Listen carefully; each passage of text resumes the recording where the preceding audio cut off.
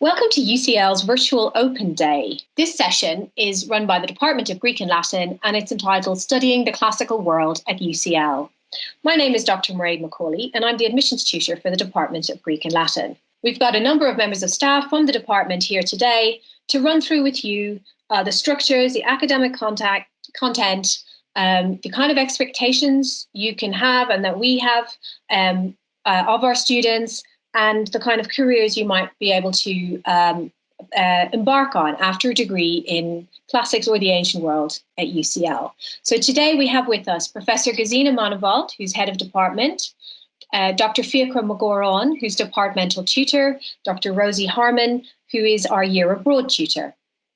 Before we start, I just want to run through a few of the reasons why you should consider studying at UCL. UCL is frequently listed among the best universities in the world. We are placed in the global top 20 in a wide range of world rankings. We join a small handful of institutions who are rated as global stars, with the strongest academic reputations and the broadest citation impact across disciplines. UCL is not only 8th in the world, it is usually ranked about 6th in the world for its arts and humanities subjects, and it's regularly in the top UK top 5 for classical programs. Now I'm going to hand over to Professor Gesine Manewald, who's going to run through in a bit more detail some of the reasons why you should study classics or the ancient world at UCL. At UCL, we can offer you a wide range of degree programs.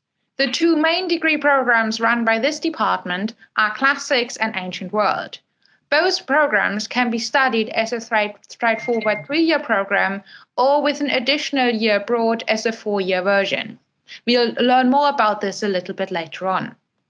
In addition, the department offers 2 joint degree programs with the Department of English, Latin and English and Greek and English, and for those versions, you study half your modules with the Department of Greek and Latin and half of them with the Department of English. There's a number of reasons why studying classics or the ancient world or a joint degree program involving classics at UCL is a good idea, and I'm going to go through all these reasons now in detail and explain those to you. One reason is that these degree programs are really broad and multidisciplinary. Although there are a number of compulsory modules that you'll hear about a little later on, they offer an unrivaled range of options that you can choose and tailor those programs to your particular interests. For instance, UCL is the only university outside of Oxford and Cambridge to offer very specific courses at undergraduate level. These courses include papyrology, paleography, historical linguistics, medieval Latin, and Neo-Latin. So as you can see from the pictures, papyrology is the study of ancient papyri when you try to decipher them and might recover new sources of ancient texts. Paleography is the study of medieval or early modern manuscripts, where you learn about the different scripts and the way ancient texts have been transmitted to the present period. Historical linguistics helps you to understand language change, how languages developed and evolved, how Latin became Italian, and also a source for English. And of course, medieval Latin and Neo-Latin looks at the Latin language and Latin text from periods after antiquity, so that we can become aware that Latin has always been an important means of communication and literature from the ancient period until the present day. The way in which we deliver our teaching is geared towards giving you the best possible experience. While some of our classes work with lectures to give you a sense of context and background, most of our teaching is delivered with small group teaching, where you have discussions, exercises, reading groups in small classes where there's a lot of interaction and engagement between the students and between students and teacher. That also means that you'll receive constant individual feedback on your work. All our staff are experts in their field, and we all teach what's called research-related subjects. So if someone, for instance, like myself, is an expert on Cicero, I regularly teach classes on Cicero so that you have the chance to be involved in the latest research on any given area. That also means that we are again able to offer you a wide range of modules, because we not only offer what the standard things on any degree program, but also anything that is related with our particular research expertise. Obviously, we are University College London. We are situated in the very centre of London, which gives you access to a large amount of resources, both within UCL and beyond in its immediate neighbourhood. So within walking distance and also with accessible online resources, you'll find the British Museum and the Petrie Museum of Egyptology for Material Culture, the British Library, which is a copyright library and has a copy of any book that's been published in the UK, as well as the Institute of Classical Studies, which is regarded as one of the best classics libraries in the world, which has unrivaled resources of all classics books and articles, as well as Senate House Library and the Warburg Institute, which are useful if you are working on the classical tradition or subjects that are somehow related to classics. The department itself and also UCL as a whole takes student support and guidance very seriously. So each student arriving at UCL is assigned a personal tutor who will remain the first port of call for guidance and advice throughout their studies. Each arriving student also will be assigned a transition mentor, a student already here who can give information about UCL works from a student perspective. There's also a number of central services that you can access for support, like careers, about which we'll be talking a little later, psychological services, accommodation services, finance advice, all sorts of things that you might need to be successful in your studies. These services and the existing students and the staff form part of the UCL community, of which you will become a part if you do join UCL. That includes, as I already explained, the teaching, the engagement with your peers, the support services, but it includes also all the extracurricular activities, like chatting to other students in the common room, joining one of the numerous clubs and societies on the campus, which offer anything from sports to volunteering, and also being involved in the UCL classical play, which students put on every February in the Bloomsbury Theatre across the road from the department. As you can see, our community sits at the heart of a big international city, and there's all these places like the British Museum that I mentioned before within close proximity to UCL, but also a lot of cultural, financial, political institutions which offer you a lot of opportunities for internships and other cultural experiences.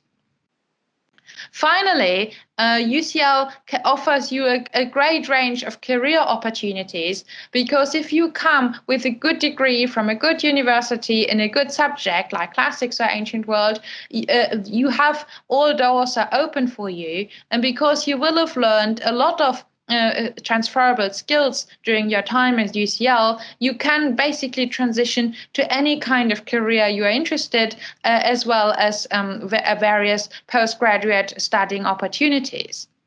And I'll now hand over to my colleague, Dr. Fiacra McGoran, who will tell you a bit more about careers opportunities at UCL and afterwards. Hello, yes, this is Fiacra McGoran. Well, Gesine mentioned the phrase transferable skills there, and that is indeed one of the skills that we impart at the degrees that we offer, which make our graduates so versatile. So our graduates go on to work in a very wide range of sectors. They work in the law, they work in media, they work in the arts. Some of them work in very lucrative careers indeed, as you can see by visiting the alumni section of our website. So Dr. Mairead Macaulay will now say a few words about the admissions procedures for our degree programs. Thanks. Thank you, Fiacra. Our admissions process is simple and straightforward. All applicants go through a UCAS application. We don't conduct interviews. We rely on your grades and your personal statement for us to select the most appropriate candidates. Both our classics degree and our ancient world degree and our Latin and English BA require 2 A's and a B at A level, or the equivalent in an international qualification. You can find more details about international qualifications on our website. For our classics BA, we do have a language requirement. We require that you have an A in an ancient language, Latin or Greek. Beyond that, there's no other subject requirement. Now, for our ancient world BA, we have no specific subject requirement. So we require 2 A's and a B, but it can be in any subject. Now, this is important to note because we believe that it should be that everybody should have the opportunity to study classics or the ancient world at university level. But of course, not everybody has the opportunity to study Latin or Greek at school. The ancient world BA enables you to pick up Latin or Greek for part of your degree at beginner's level. So even if you've never had the chance to study these subjects or even classical civilization at A level, you can still come and study the ancient world at UCL on this particular BA program. We also have 2 further BA programs, which are taught in collaboration with the Department of English. Latin and English, the Latin and English BA requires Latin and English A level, and the Greek and English BA requires Greek and English A level. Now, I will note that the English department does conduct interviews, so the application process for those will be through UCAS, and then you'll be contacted about an interview for those. Okay, handing on to the next person, Fiacra, back to you. So potential applicants for our programs might be interested in the format of our teaching and the way in which we assess our modules. So I just thought I'd say a few words about that. First of all, as far as teaching is concerned, classes, as Gesine was saying, are offered in a mixture of lectures and seminars and language classes. So lectures could have between 50 and 60 students in them, depending on the module. Seminars then are offered in smaller groups, giving students the opportunity to consolidate and further explore what has been imparted in lectures. Language classes are also split up at beginners, intermediate and advanced level between plenary classes with the lecturer and postgraduate teaching assistants in some cases who help you consolidate the grammar and the language skills that you've learned in the large lectures. As for assessment, different kinds of assessment operate. Most modules have a dual model. So if a module is being offered in translation, then typically you will do a piece of coursework and an end of year exam. If your module is a language module, then there will be a certain amount of continuous assessment and then also an end of year exam. So what you can expect from UCL as a world-class university is that we offer world-renowned expertise in our various subjects. So all of the staff are, as Gesine said, research active. So you would be, if you studied Xenophon with Dr. Rosie Harmon, then you would be studying Xenophon with somebody who's actively writing a book on Xenophon and in touch with the cutting-edge research. UCL, as a research institution, is driven by the idea of working at the cutting edge and involving students in the research that staff are doing. So not only are we exposing you to the research that we are doing, but we're training you and inculcating you with the skills to become researchers in your own right. So our approach to the ancient world is very hands-on, and we take full advantage of the local London resources in order to promote this ideal. The environment is very friendly and welcoming. We have a wonderful common room. Many students refer to it as one of the finest things about studying in the Department of Greek and Latin. The department is relatively small, so students can expect to have a one-on-one relationship. Formally, you have a one-on-one relationship with your personal tutor, with whom you can discuss your academic progress, your intellectual development, and with whom you can raise any problems that you might be experiencing with your studies or in life in general. And if it's an academic problem, then the personal tutor will be able to help you directly. Otherwise, the personal tutor might refer you to support services such as counselling service or disability services through the part of UCL known as student support and well-being.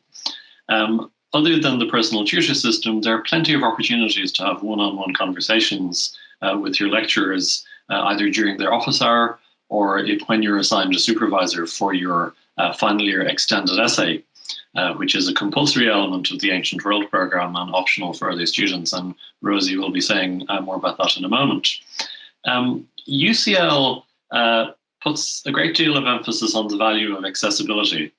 And we have a great many resources that are available on site in the libraries and in the local environment, but also a great many of these are available online for those who may not be in London at any given time for whatever reason. UCL also offers excellent extracurricular opportunities, everything through the full gamut of sports clubs and sporting activities, debating, journalism, food, societies connected with different cultures and ethnicities. As far as the department is concerned, we have the annual Greek play that Gesine mentioned, and a great many other extracurricular events of classical interest. Most recently, for example, we took groups of students to the Troy exhibition at the British Museum. What we expect from you in turn is engagement. We expect you to attend your lectures and classes, to be committed to the study of the classical world and also to the pursuit of excellence in studying the classical world, and in refining precisely these transferable skills that open up for you the pathways to success and happiness and prosperity, and in some cases great material emolument. And wider intellectual curiosity is something that we put a great emphasis on. We expect our students to be willing to learn, interested in learning, interested in taking on new things, learning new things, new skills about the ancient world, whether they be philology or papyrology or acquiring new bodies of knowledge about new authors and genres, putting things in their historical context, learning about the reception of the ancient world. We greatly value intellectual curiosity. So I'm going to hand over now to Dr. Rosie Harmon, who will say a few words about the structure of the Ancient World degree programme. Hi everyone, it's Rosie here. Yes, I'm going to talk to you first of all just generally about the degree structures that we have. So for all our degrees, you have to take 120 credits per year. And what this really means, most of our courses that last for one term are 15 credits, and we teach over terms 1 and terms 2 in autumn and spring. So that means that you'll probably be taking about 4 courses per term every year. And in terms of what that means in terms of your activities, you might expect perhaps between around 12 to 17 hours of contact time per week in lectures, seminars and language classes.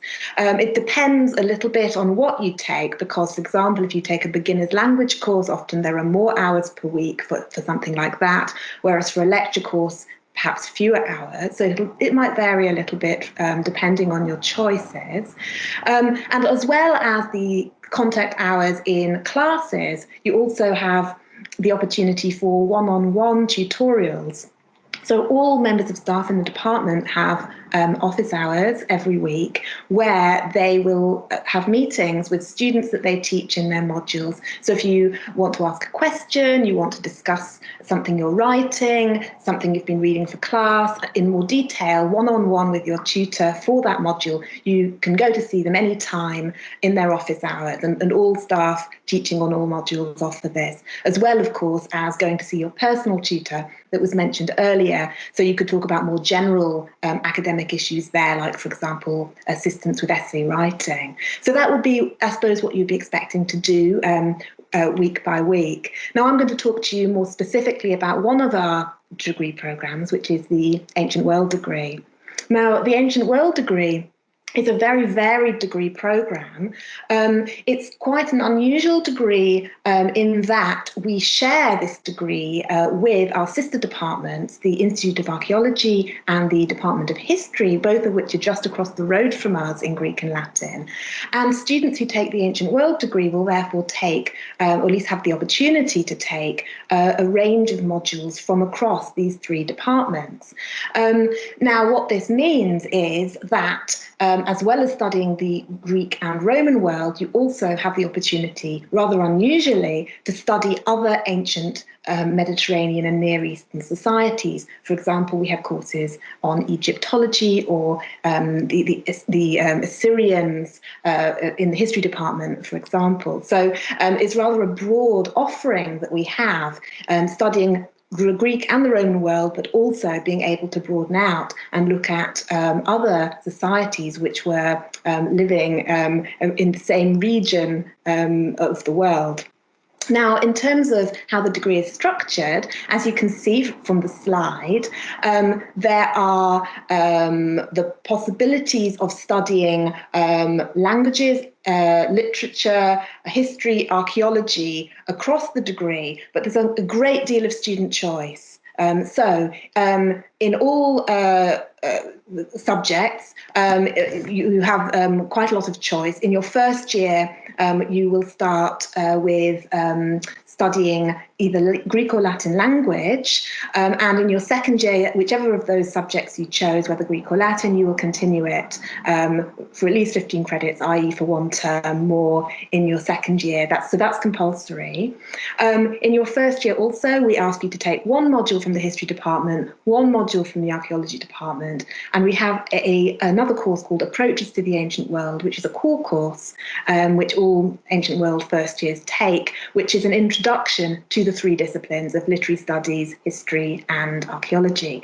And then the rest of your options in year one are up to you, as you can see. So for those, you might take anything from a range of options in our department to Greek and Latin. So, for example, studying literature, probably in translation, for example, if you haven't studied Latin or Greek before. And as you can see as well, we have the option of studying an elective. So that means you can take subjects from outside of the area of the ancient world and study something totally different of your choice. For example, a modern language or a subject in another department like anthropology or English or whatever you're interested in. That's an option. In your second year, as you can see, you have a great deal of choice. So the only thing that's compulsory to do is to continue for a minimum of half a year with either the Latin or the Greek, whichever one you started with in your first year. And then everything else is totally up to you, a choice from across the three departments of history, archaeology, and Greek and Latin. And then in your third year, the compulsory thing that you must do is what we call the extended essay. Now, this is a short dissertation. It's a research project, and that is on a subject relating to the ancient world, which is entirely of your choice. So this is something which students really enjoy doing. You can develop something totally of your own with an expert in the field from one of those three departments, our department, Greek and Latin, or from history and archaeology. This will be something which is very much of your own to develop. So this is something that students really tend to get a lot out of. And then, as you can see as well, for the rest of your third year, you have a huge amount of free choice. Now, to get a little bit of sense of what might happen in practice, here is an example of an imaginary student and what they have taken. So you can see that this student, in the black boxes, we have how they've worked out their compulsory module. So this student has decided to take for their ancient language, they've decided to start with Greek. So they've taken beginner's Greek in their first year and they've continued for half a year with intermediate Greek in their second year. They've taken the Approaches to the Ancient World course, which is our compulsory core course. And then they've taken a history module and an archaeology module. They've chosen which ones to take from what's been on offer. And then they've taken some other courses in their first year. Here they've taken Greek myth, which is a literature and translation course from the Greek and Latin department, and they've taken another archaeology course. In their second year, they've continued with their Greek, which is compulsory to continue with their ancient language for part of their second year. But for the rest of their second year, their interests have mostly focused on archaeology and history. And in their third year, they've taken their extended essay, the short dissertation project, which is compulsory for Ancient World final year. But then in their third year, they've taken a range of courses in ancient literature, archaeology and history. So this person's ended up being perhaps slightly less interested in language. They've given it a try and found it, you probably found it interesting to try that, but perhaps it's not turned into the main thing they're focusing on. And instead, they've become more interested in history, archaeology, and they've got quite a range of different subjects there. Now, here's another example of what somebody might do. Another sample student. So you can see this person has decided to take Latin as their ancient language.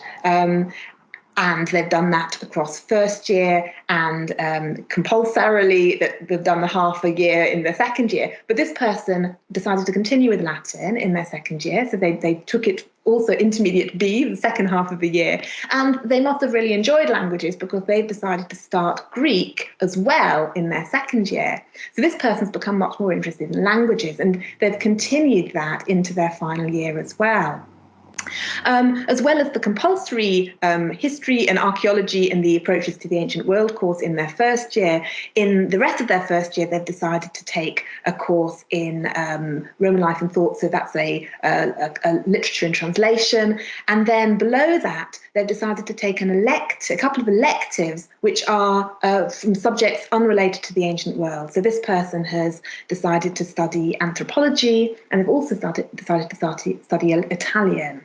Which they've continued throughout their degree. And then continuing into their second and third year, they've, as I mentioned, been quite keen on languages and also literature. And those seem to have been what they focused on most. So as you can see, we've got two students here who've developed quite different interests. And this is what's quite interesting about the Ancient World degree, that it really offers you the opportunity to develop what's interesting for you in your first year. As you can see here, in your first year, we ask you to try out an example from a range of the different options, archaeology, history, languages, and so on. But then as you develop throughout the rest of the degree, you can decide what it is that interests you most and focus on what interests you most. Some people like to keep a broad range of these subjects throughout the entirety of their degree. Other people like to focus down on one or more subjects which they particularly are interested in. So a very, very great range is on offer in this degree, and this is one of the big strengths of this degree. So that's the Ancient World degree. I will now hand back to Mairead, who is going to talk to you about the Classics degree. Thanks, Rosie. So for those of you interested in our Classics degree, this is a graphic of the structure of how that degree develops over the 3 years. Now, the difference between the Classics degree and the Ancient World degree primarily is that the focus in the Classics degree is on learning about the languages and cultures of the ancient world through studying the original texts in Latin and in Greek. So in that sense, it's very much a traditional classics degree. And you'd study Latin and Greek through your entire 3 years of that degree. So for classic students, they are required to do 30 credits, that's 2 full terms of Latin and of Greek each year. Alongside that, as you can see, the yellow parts that are shaded in here are the compulsory elements of the degree. So alongside your Latin and Greek, you have in first year 2 course literature survey courses, which introduce students to the genres, the authors, the literary and cultural developments through the history of classical antiquity. So you start with interpreting Greek literature, and then you also do interpreting Latin literature, both of these in year 1. Besides that, you have student choice, which can be taken from the rest of the classics or ancient world curriculum, or these can also be elective modules, up to 30 credits elective. So that's from outside of the ancient world or classics curriculum in your year 1. In year 2, as you can see, you continue with your Latin and Greek, and there's a range of modules that you can choose from in Latin and Greek. And then you do one further core course, which is Classics and Literary Theory, which introduces students to the kind of critical methods and approaches that we bring to bear upon classical texts.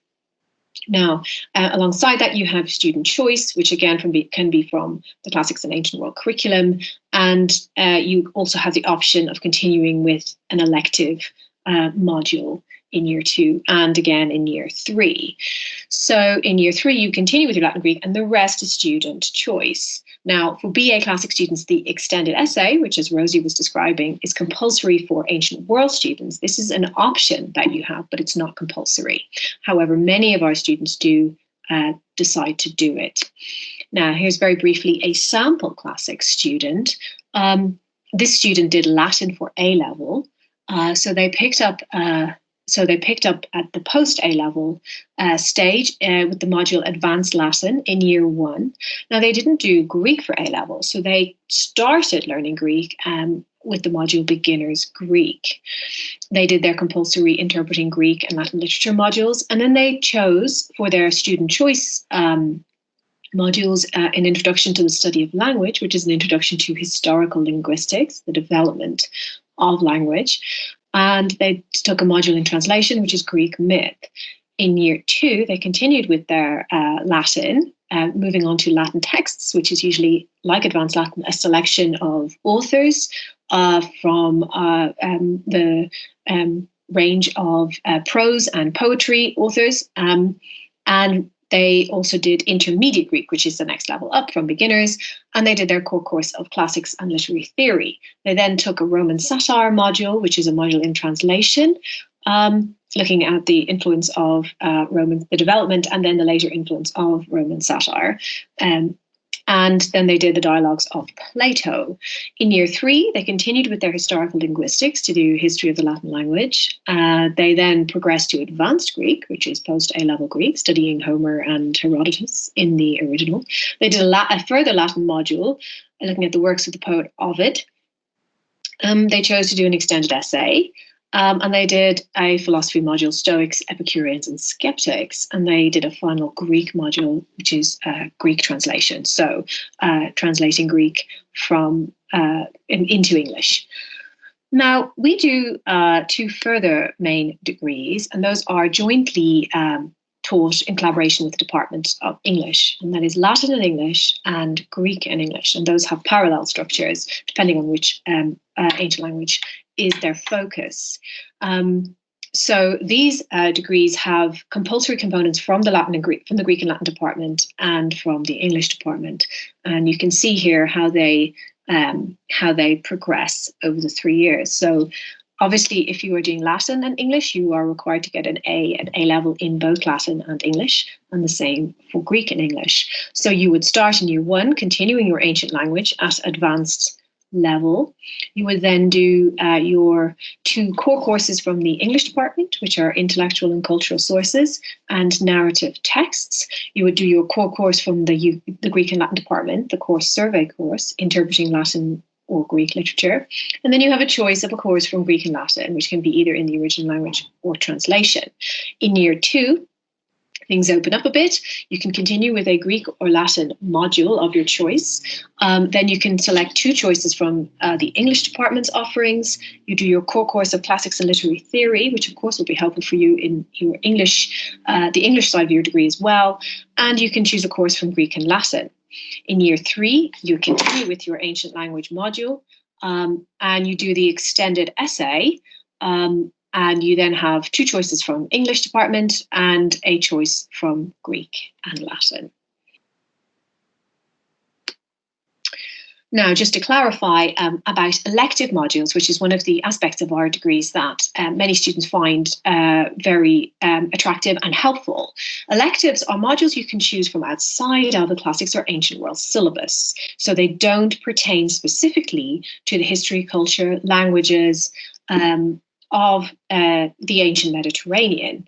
So these would include modules from modern history. They might include a modern language, They might include modules such in politics, philosophy, or economics, and so on. Anthropology is another popular, or psychology are other popular electives that our students take. Now, you can take up to 30 credits of elective modules in your first year, so you can try out things, see what you prefer. And then you can take up to 30 credits across your second and final year. So that can be divided across the 2 years in terms of 2 15-credit modules in each, one in each year, or you can take one 30-credit or 2-term module in either of the second or the final year. Just to give you some sense of the range and flexibility that we do provide in our modules, I'm going to step through a few sort of lists here. For 2019 and 20, the language modules provided by that are available to our undergraduates are Latin and Ancient Greek, obviously, Egyptian, Biblical Hebrew, Arabic, and ancient Near Eastern languages such as Sumerian, Akkadian, Hittite, and so on, and Sanskrit. So you can take any of those languages as part of your degree. We also include a whole range of literature and culture modules every year, and just available to first years this year were Greek myth, Roman love poetry, Roman satire, and Greek comedy. And these are taught in translation, so they're available to ancient world students and classic students alike. And they tend to have a reception element, so an element incorporating some sense of the way in which the classical genre of literature has been appropriated and reworked in modern or later literature as well. And that's something that's very popular with our students in particular. Ancient history modules available for first and second years included this year sources for Greek history, the Romans and their past, the Hellenistic world from Alexander to the end of the Attalids, the Roman Republic, and Bronze Age states in the ancient Middle East. So we usually have a range of Roman, Greek, Near Eastern history modules available each year. And in archaeology, similarly, we've got an introduction to Roman archaeology, introduction to Greek archaeology, Egyptian and ancient Near Eastern archaeology. These are all first-year introductory modules. European prehistory and texts in archaeology. Moving on to ancient philosophy, some of the philosophy modules available this year included the history of philosophy, topics in Aristotle, and Stoics, Epicureans, and Skeptics. And as you saw from the classic student earlier, you also get the option of doing modules in Plato as you progress through your degree. Just finally, wanted to say thank you to all of you for listening to our presentation. You can find all of this information and more on our website. You will also find a whole array of information sources in the booth, in the Open Day booth, and you can also contact any of us directly. You'll find all of our contact details on our website. You can also contact me if you've got any admissions related questions, and my details are here, or Dr. Elena Cagnoli Fiacconi, who is also our outreach officer, who also deals with admissions queries and so on. So do please get in touch, and we look forward to hearing from you in the future. Thanks again.